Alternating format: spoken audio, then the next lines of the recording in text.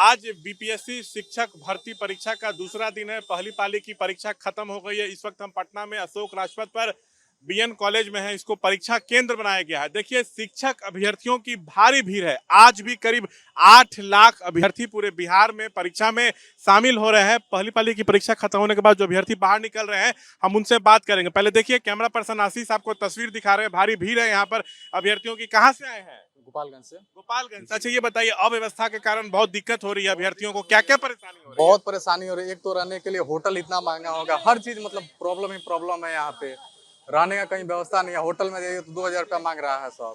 Tempo bus वाले भी ज्यादा पैसा वसूल रहे हैं और इतना ना जाम हो रहा है मार्केट में कि मैंने डर बना हुआ है कि कहीं छूट ना जाए एग्जाम। मतलब ट्रैफिक जाम में भी फंस जा रहे हैं। बहुत दिक्कत हो रहा है।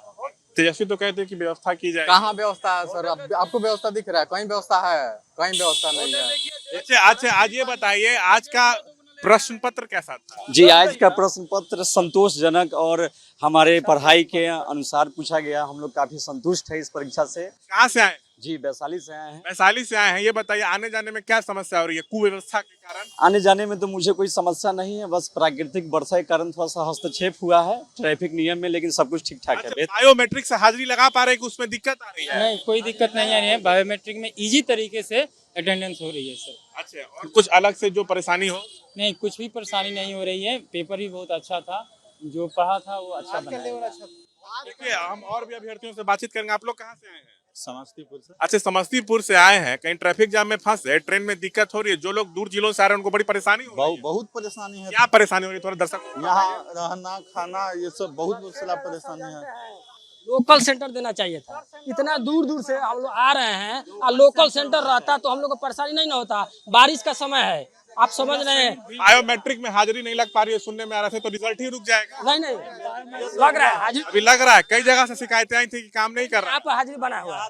सबसे दिक्कत है यह कि बरसात का समय है और मुजफ्फरपुर से, छपरा से, सीवान से सब लोग यहाँ पर आए हुए हैं। गोपालगंज से होम सेंटर देता तो सबसे अच्छा रहता। अच्छा, दूसरे राज्य के अभ्यर्थी भी आ रहे हैं, तो क्या लगता है कि उससे आप लोग का हक अधिकार छीना जाएगा? बिल्कुल सर। अन्य राज्यों में हम लोगों को ये अधिकार नहीं प्राप्त है जो अन्य राज्यों को यहाँ प्राप्त हुआ है। इस बार बड़ी समस्या है, इसे बिहारियों का हक मारा जा रहा है। अव्यवस्था में और क्या क्या परेशानी हो रही है? हम मधुबनी से आए हैं। काफी कल ही जो आना पड़ा, रात में होटल लेकर रहना पड़ा, तो काफी खाने पीने और रहने की समस्या है, जल जमाव की समस्या है। परीक्षा केंद्र के अंदर कोई दिक्कत हो रही है? नकल वकल हो रहा है? के अंदर दिक्कत नहीं हुई है। बहुत बढ़िया ढंग से परीक्षा हुई है, इसमें कोई दिक्कत नहीं हुआ। बस सरकार से कोई फैसिलिटी नहीं मिला, इसके कारण परेशानी हो रही है। सबसे बड़ी परेशानी है जो हम लोग बीपीएससी क्यों दे रहे हैं। जब सरकार ने कहा था जो एसटीटी जो उतना ही क्वालिफाई करेंगे जिनको हमको नौकरी देना है, तो फिर हमको क्यों देना पड़ा? हम लोग क्यों बार बार एग्जाम दे रहे हैं? इसी में मतलब ये तो है कि जो एसटीईटी, सीटीईटी, बीटीईटी अभ्यर्थी 2018-19 में पास कर गए थे, उनकी डायरेक्ट नियुक्ति होनी थी, लेकिन नई नियमावली आई, कहा गया कि फिर से एग्जाम देना होगा। एग्जाम हो रहा। कहाँ से आए? मैं गोपालगंज डिस्ट्रिक्ट से। दिक्कत ये कि जो स्टेट के लिए नियोजन वाला जो व्यवस्था थी, फिर उनको बोला गया कि सबको नौकरी दी जाएगी, मगर फिर से बीपीएससी एडवर्टीजमेंट निकाला और बीपीएससी के थ्रू कराया जा रहा। तेजस्वी का बयान था कि हमारी सरकार बनेगी तो पहली कैबिनेट मीटिंग में 10 लाख रोजगार का फैसला करेंगे, 10 लाख शिक्षकों की नियुक्ति का फैसला करेंगे, और जो परीक्षा होगी उसके लिए फैसिलिटीज देंगे, लेकिन कोई व्यवस्था नहीं, वैसा कुछ व्यवस्था नहीं है। तेजस्वी जी ने जो घोषणा किया था वैसा कोई उनका व्यवस्था नहीं है। कहाँ से आए? हम बांका डिस्ट्रिक्ट से आए हैं। क्या क्या समस्या हुई आने में? यहाँ पर आने में ट्रांसपोर्टिंग की कुछ समस्या थी, लेकिन बहुत ज्यादा समस्या नहीं। आने में कोई समस्या नहीं है। बताइए। सर, हम कहाँ से आए? पश्चिम चंपारण से।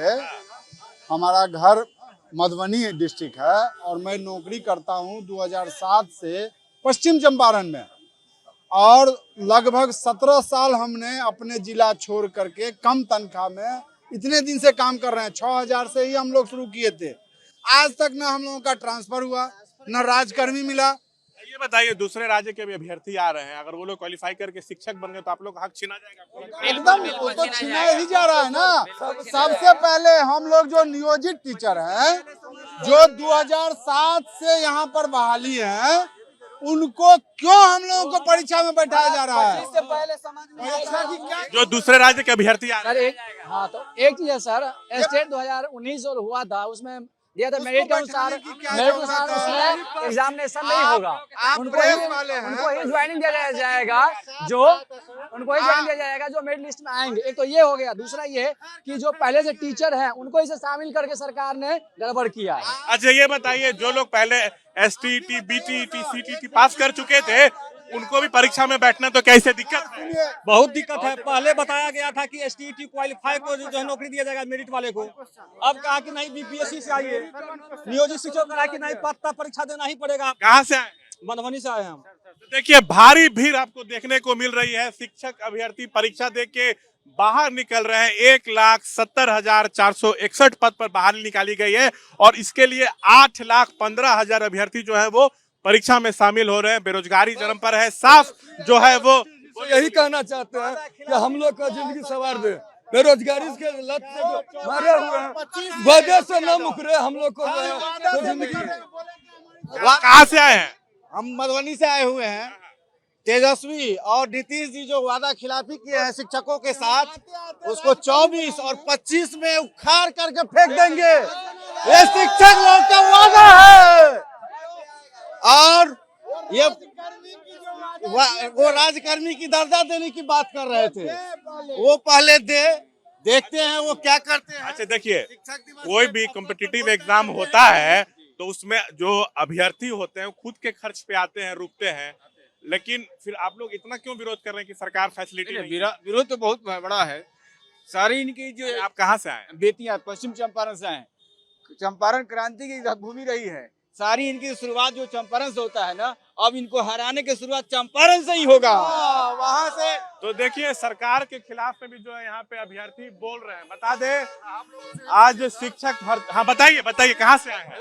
हम तो आए हैं सीतामढ़ी से आए हैं, लेकिन सबसे बड़ी दुख की बात यह है कि हम लोगों को, टीचर लोगों को जो इतना परेशानी किया जा रहा है, कभी TET, कभी STET, कभी जो है से दक्षता परीक्षा, कभी BPSC परीक्षा, तो लग रहा है कि हम लोग रिटायरमेंट तक। अच्छा ये बताइए, आज का प्रश्न पत्र कठिन था? देखिए प्रश्न पत्र की बात नहीं है सर, ये शिक्षक को अपमानित किया जा रहा है। क्योंकि कितने बार परीक्षा हम लोग दें, क्या हम लोग पैसा पढ़ाने लायक नहीं है? हम लोग जो नहीं है, हम लोग को अपमानित किया जा रहा है। हम लोग 8 साल से है और हम लोगों के साथ ये वादा किए थे सरकार की, हम लोग जब आएंगे सरकार हमारी तो हम ये परमानेंट करेंगे और सारा वेतन मान देंगे। लेकिन देखिए ये क्या, हम लोग STET निकाल के आए हुए, सब चीज निकाल के आए हुए हैं। हम लोग 8 साल से नौकरी कर रहे हैं हाई स्कूल की। ये अव्यवस्था एक बड़ा मुद्दा है, अव्यवस्था बहुत बड़ा मुद्दा है। क्या इस पे क्या बोलिएगा? क्या बोले? अव्यवस्था के कारण बहुत परेशानी हो रही है। परेशानी तो है ही, परेशानी है। व्यवस्था जो सही होना चाहिए। एक ही बार हम लोग कितना बार मेरिट में आएंगे? कहाँ से आए? मधुबनी से आए हैं। दूसरे दिन पहली पाली की परीक्षा खत्म हो चुकी है।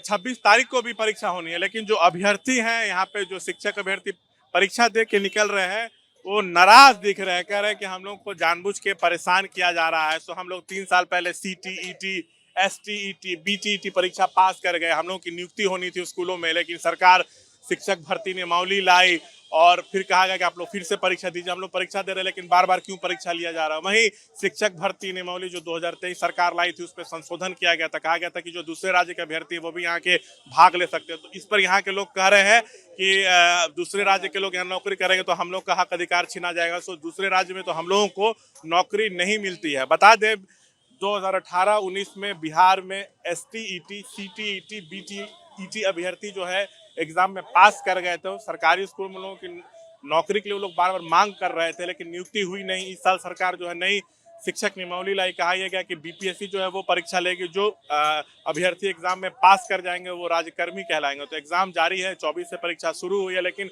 8 लाख अभ्यर्थी पूरे बिहार में परीक्षा में शामिल हो रहे हैं। 870 सेंटर बनाए गए हैं, 12,000 CCTV कैमरे लगाए गए, उससे नजर रखी जा रही है, लगातार निगरानी हो रही है। पटना में सबसे ज्यादा 40 सेंटर बनाए गए हैं। और अभ्यर्थी ये भी कह रहे हैं कि होटलों का किराया बढ़ा दिया गया है, टैक्सी वाले, बस वाले ज्यादा पैसा वसूल रहे हैं, हम लोग दूसरे जिलों से आ रहे हैं, हम लोग को बहुत ज्यादा परेशानी हो रही है। अव्यवस्था के कारण हम लोग परेशान हैं, रेलवे स्टेशन पर रात गुजारने को मजबूर है, ऐसा अभ्यर्थी कह रहे हैं, आरोप लगा रहे हैं। कैमरा पर्सन आशीष के साथ से श्याम कुमार, ABP न्यूज पटना।